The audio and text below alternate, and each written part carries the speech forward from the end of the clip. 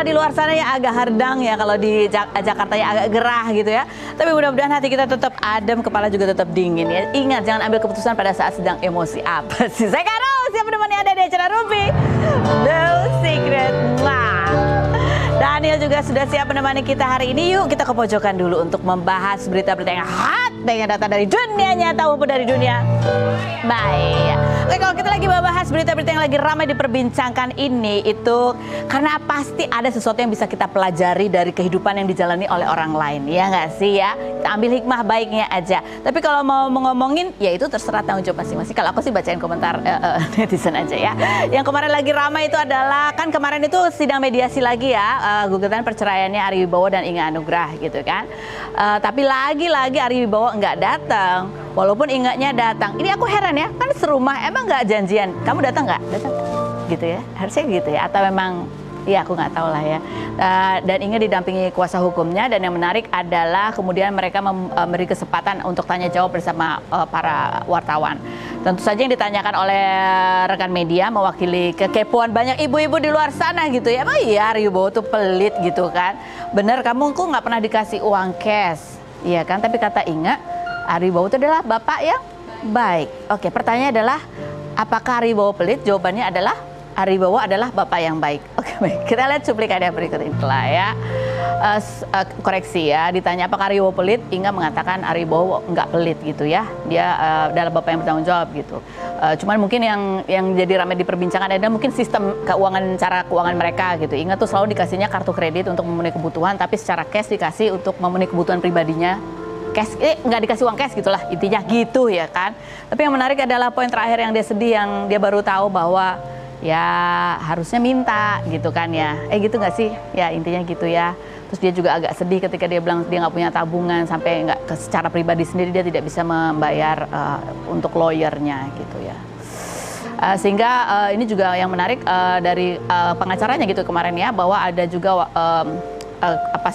niat dari pihaknya Inga gitu diwakili pengacaranya untuk menuntut nafkah yang lampau gitu. Jadi sekitar ada 200 bulan kalau dikali 17 tahun pernikahan mereka gitu ya. Apa yang kita bisa pelajari dari sini? Nih ya, kadang-kadang kalau perempuan terlalu mandiri gitu ya, atau dengan konstruksi masyarakat yang sering mengatakan, makanya kalau jadi perempuan itu yang baik itu jangan yang matre, ya itu salah banget ya gitu ya. Karena kadang-kadang stigma bahwa perempuan yang baik itu adalah yang nggak matre, itu membuat kita takut untuk meminta pada suami sendiri ya. Sementara kita kita dituntut untuk jadi ibu rumah tangga yang memang nggak punya pendapatan. Terus sekarang juga ada wacana atau ada statement lain, makanya kalau jadi perempuan itu harus bisa cari uang sendiri. Iya, nggak salah, perempuan juga kalau bisa ya bisa cari uang sendiri gitu. Tapi minta sama suami itu adalah sebuah keahlian yang harus kita pelajari gitu ya. Itu mungkin harus ada mental breakdown yang harus kita hancurkan, bahwa perempuan matre itu jelek. Nggak matre, tergantung matrenya gimana. Kalau kita memang minta secukupnya ya kan nggak matre itu namanya. Kecuali kalau kita suaminya pendapatannya gimana, kita minta lebih, terus karena dia nggak bisa kasih lebih terus kita cari yang lain, nah mungkin itu jadi matre. Tapi kalau minta ya itu agak susah tuh minta. Itu karena konstruksi sosial itu tadi tuh kayaknya yang mengganggu mental kita untuk minta. Mental kita. Oke, baiklah. Gitu ya, tadi Inga bilang kan ya. Itu yang perlu kita pelajari. Mungkin Ari Wibowo nggak pelit. Tapi mungkin ya karena ya masalah komunikasi, kan kita dalam rumah tangga kita nggak tahu ya kan. Oke, baiklah. Nah, kalau NC Sorya gimana nih? NC ya temannya kemarin baru menikah ya. Dia kedepannya juga insya Allah ya. Udah ada calonnya belum? Kita lihat dulu profilnya NC berikut ini. Oke, baik, kita sudah bersama dengan Enzi. Udah lama banget ketemu. Apa kabar sih kamu? Alhamdulillah baik. Terakhir kita ketemu sama Enzi itu lagi sama Mickey Mouse and Minnie Mouse iya, ya. Benar, ya. sama Goofy. Sama kita ke Disneyland bersama. Iya. Waktu itu pembicaraannya pada saat itu kayaknya apa gitu ya? Apa ya? Aku sampai lupa nih, apa ya kira-kira ya? Tapi sering perjalannya waktu ternyata kok belum juga si Enzi. Malah kesalip sama temennya yang namanya Jessica Mila ya kan. Ternyata kesalip duluan. Tapi nggak apa-apa ya. Nggak apa-apa tentu ya. Padahal kan kalian juga sempat ada perjanjian harapan, cita-cita menikah bareng, bisa hamil bareng gitu ya, biar anak-anaknya juga bisa main jadi geng Blackpink Junior ya kan. Blackpink Junior, betul. Tapi paling nggak salah satu harapan kamu ya, meskipun nggak bareng nikahnya, paling nggak kamu udah ada lah ya gitu kan. Iya, insya Allah gitu kan. Insya Allah. Ya paling nggak gitu ya, deket-deket sehari gini nggak ada gitu. Coba kita lihat percakapan mereka berikut ini.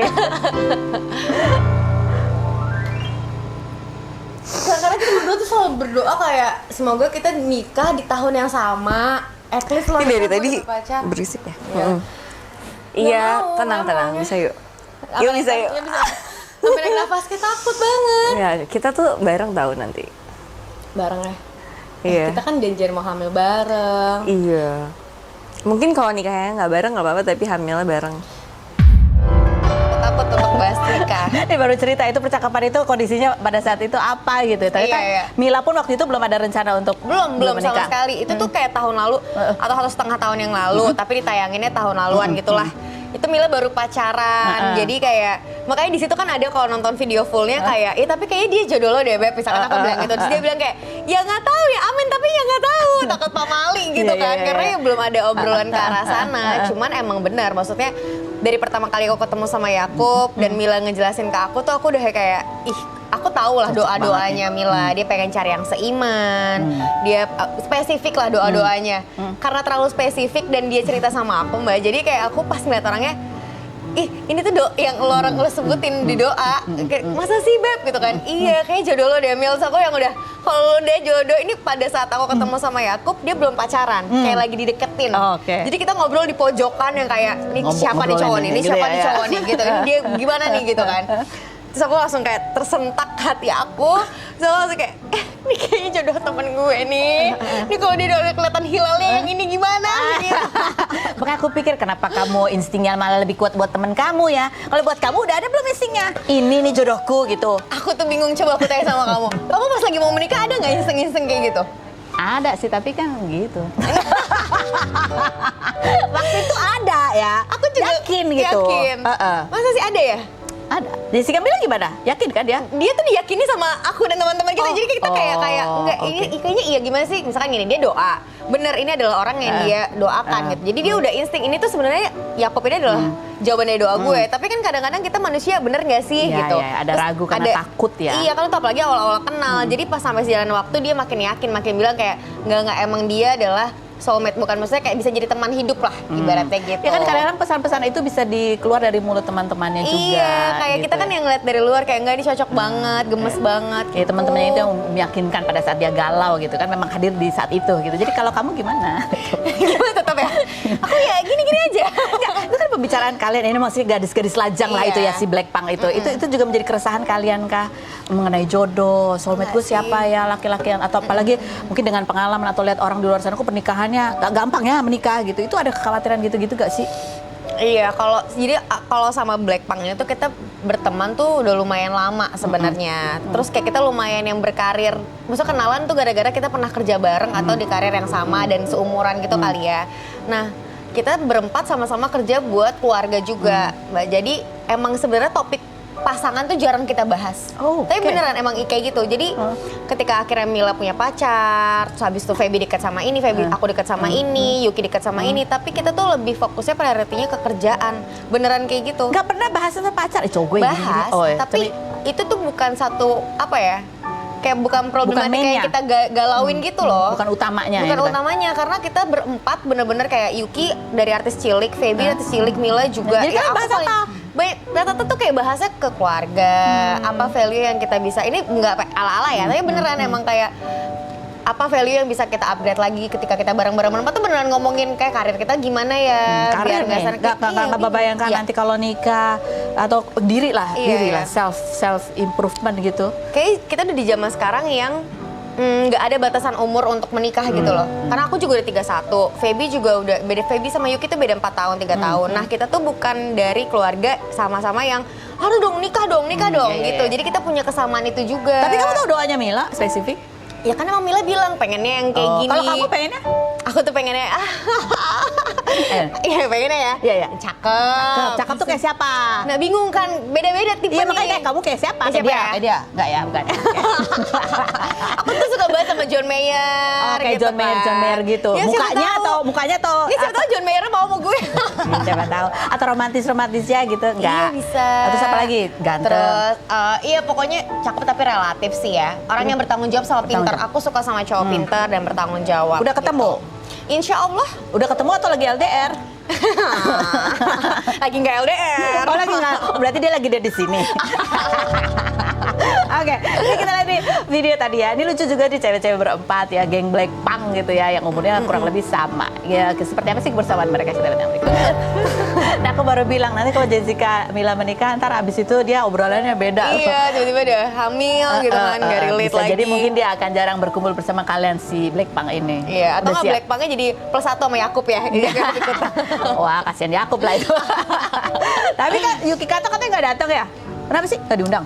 Enggak diundang. Ya kemana dia? Diundang, tapi emang Yuki nggak jadi bridesmaid inti karena kan sebenarnya kalau di gereja tuh kayak nggak bisa banyak-banyak. Temennya Yakub sama temennya Mila juga banyak banget. Acaranya mereka juga banyak banget, Mbak. Terus jadi kenapa Yuki Kato yang di-outin? Kalau Feby tuh yang kenalin. Oh ya, oh oke. Feby tuh sama Mila yang akhirnya jadi dekat tuh gara-gara aku dekat sama Feby. Oke. Jadi gitu kayak Iya. Kamu dekat sama Feby, akhirnya karena kamu dekat sama Mila, ini Feby akhirnya Feby dekat sama Mila. Nah, gitu. kalau Yuki Kato? Ya Yuki tuh deket sama Feby karena mereka seangkatan. Oke, terus? Akhirnya jadi dekat sama aku juga karena aku pertama kali syuting sinetron, pertama kali masuk di industri entertainment sama Yuki. Nah, terus kedekatnya sama Mila? Nah akhirnya jadi dekat ketemu sama Mila gitu. Jadi Mila itu semua dibawa dari kamu ya? Iya betul. Mila udah kenal, ya udah pokoknya di 4 orang ini ada satu tuh sahabat Mila dari SMA, Eudia. Terus aku ya emang ya udah lama lah dari itu. Feby yang kenalin. Satu lagi tuh Tia ini punya peran penting juga lah. Jadi terakhir Tia ini menikah adat Batak. Mila lah yang menjadi Feby kemarin. Apa gitu Apa sih mangoni, istilah? mangani. Oh, iya. Aku lupa ada nama istilahnya yang harus Digantian gitu ya? katanya kalau misalkan jadi kayak gitu ntar akan nular, dia akan menyusul gitu. Bener Mila kejadian. Akhirnya jadinya Tia yang menjadi bridesmaid yang itu. Kenapa nggak bisa berdua? Itu hanya satu doang, nggak bisa berdua? Satu doang. Tadinya aku juga udah mau maju. Gue dong biar gue juga emang, gitu. Enggak, kamu emang udah pengen ketularan cepet atau enggak? Ya pengen aja. Tapi kan sebenarnya curhatannya beda ya.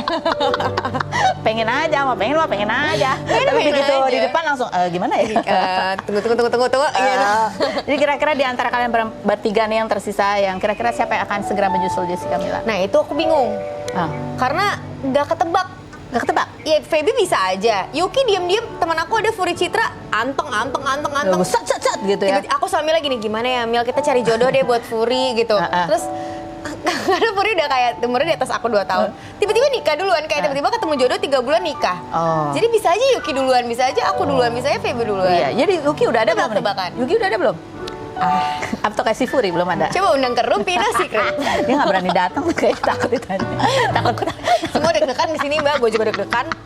Oke, baik, kita mau describe foto deh nih ya buat Enzi nih, lihat. Nih, mama dan adik kamu gitu ya. Kamu pernah cerita di vlognya Denny mana kalau nggak salah. Iya, benar. Bahwa adik kamu ini adalah salah satu yang membuat kamu tuh jadi semangat lagi untuk menjalani kehidupan di usia 9 tahun kamu ngerasa sepi banget gitu. Kayak apa sih? Apa yang kamu rasain waktu itu? Betul sampai segitu apa ya istilahnya sedihnya gitu pada saat itu? Iya, karena mungkin hidup cuma berdua doang sama mama dalam keadaan pada saat itu mungkin tidak baik gitu. Jadi aku kecil ya butuh sosok teman kali ya, karena mamaku juga working mom gitu loh, yang akhirnya aku hidup sendirian sama mbak gitu. Jadi pas ada adik, terus ya aku walaupun aku yang harus ngurusin dia, tapi aku jadi seneng karena aku punya mainan, aku punya ngerasa temen hidup aja, temen main Kamu gitu. kayak punya tujuan gitu kayak ya? punya tujuan gitu, jadi kayak, dan beda umurnya 10 tahun. Jadi selama aku 17 tahun, dia baru masuk SD. Jadi dia benar-benar look up banget sama aku, dan akunya pun walaupun dia jaraknya jauh, tapi aku bisa cerita banyak hal sama dia tanpa harus ngerasa apa ya, kayak risih apa segala macem. Nggak tahu sih, aku ngerasa aku beruntung banget punya dia gitu. Apa yang kamu rasain di saat-saat kamu ngerasa sepi, sendiri, sedih gitu?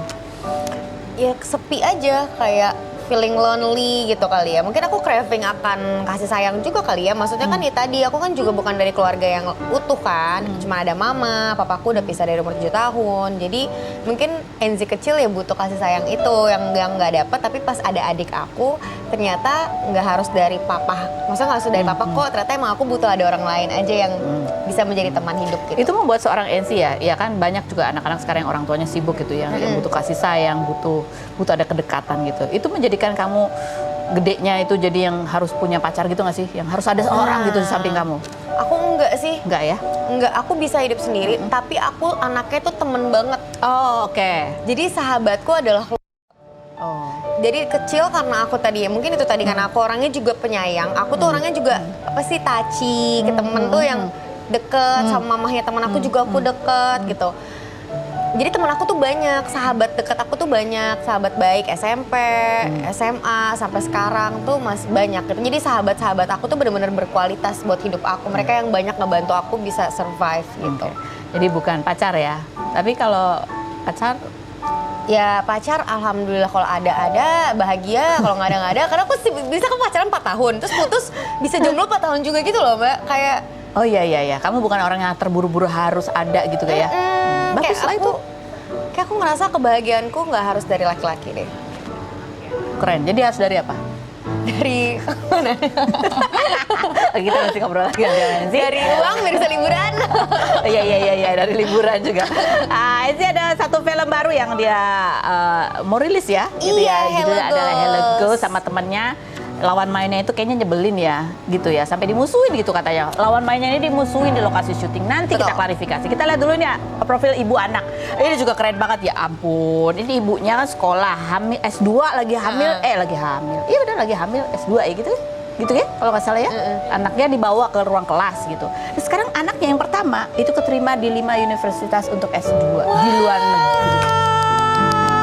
Iri aku tuh ya. Kita lihat dulu profilnya Alia Rohali dan Aja nih berikut ini. Pinter banget. Iya, Aku pengen.